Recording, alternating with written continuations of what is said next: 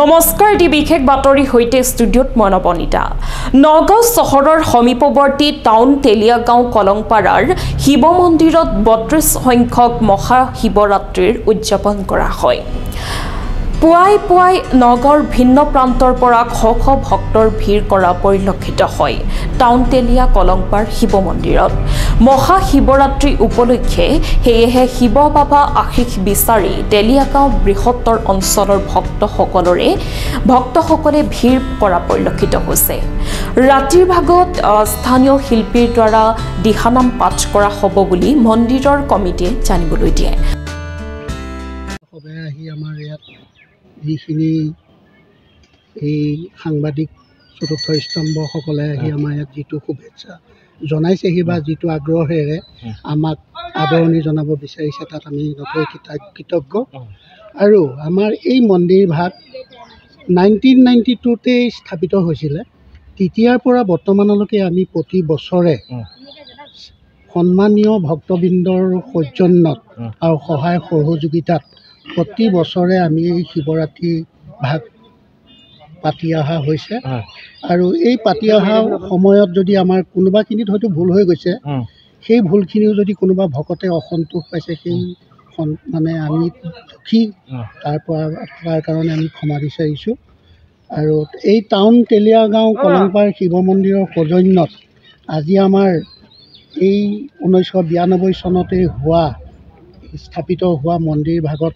যেনেধৰণে আমি কাৰ্যসূচী ভাগ কৰি আহিছোঁ তেনেধৰণে এই বছৰো 2024 চনতো আমি আগবঢ়াই নিব বিচাৰিছোঁ যদি তাতো কোনোবাখিনি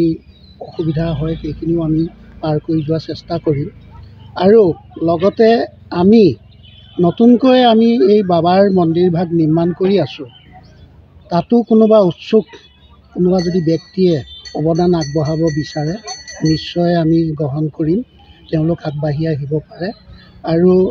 আমাৰ ভকত বৈষ্ণৱৰ সুজনত আজি দিনটো কাৰ্যসূচী সুকলমে পাৰ হৈ গ'ল ৰাতি যজ্ঞৰ লগে লগে অঞ্জলি দিয়া হ'ব আৰু অঞ্জলি পূজাৰ যজ্ঞৰ পাছতে আমাৰ দিহানামৰ অনুষ্ঠান আছে সেই দিহানামৰ অনুষ্ঠানত সকলো ভকত বৈষ্ণৱ আই মাতৃ সকলোকে আমি আমন্ত্ৰণ জনালোঁ সকলোৱে আহি যাতে আমাক ইয়াত আহি কৃতাৰ্থ কৰে লগতে কলংপাৰ শিৱ মন্দিৰ ভাগৰ নিৰ্মাণ কাৰ্য চলি আছে যদিও কোনোবাই মন্দিৰ ভাগত দান বৰঙণি দি সহায় কৰিব বিচাৰে তেন্তে 7896649004 এই নম্বৰত যোগাযোগ কৰিব পাৰে লগতে আপোনালোকৰ দিহা পৰামৰ্শ বিচাৰিছে মন্দিৰৰ কমিটিসকলে মন্দিৰ আজি বৰ্তমান প্ৰথম বেলাতে আমাৰ যি অনুষ্ঠান চলিব লাগে সকলোখিনি চলি গৈছে আৰু বৰ্তমান সন্ধ্যা আমাৰ হোম যজ্ঞ আছে হোম যজ্ঞৰ পিছতে আমাৰ দিহানাম হ'ব দিহানামৰ পিছত আমাৰ আকৌ ভোগ চলিব আমাৰ 30 বছৰ আজি অতিক্ৰম কৰিলে এতিয়া আমাৰ দিনৰ কৰ্মখিনি শেষ হৈছে সন্ধিয়ালৈ যজ্ঞ এভাগ হ'ব তাৰপিছতে আমাৰ দিহানাম আমি স্থানীয় ব্যক্তিয়ে মানে পৰিদৰ্শন কৰিম বুলি আগ কৰি থৈছোঁ বাবাৰ আগত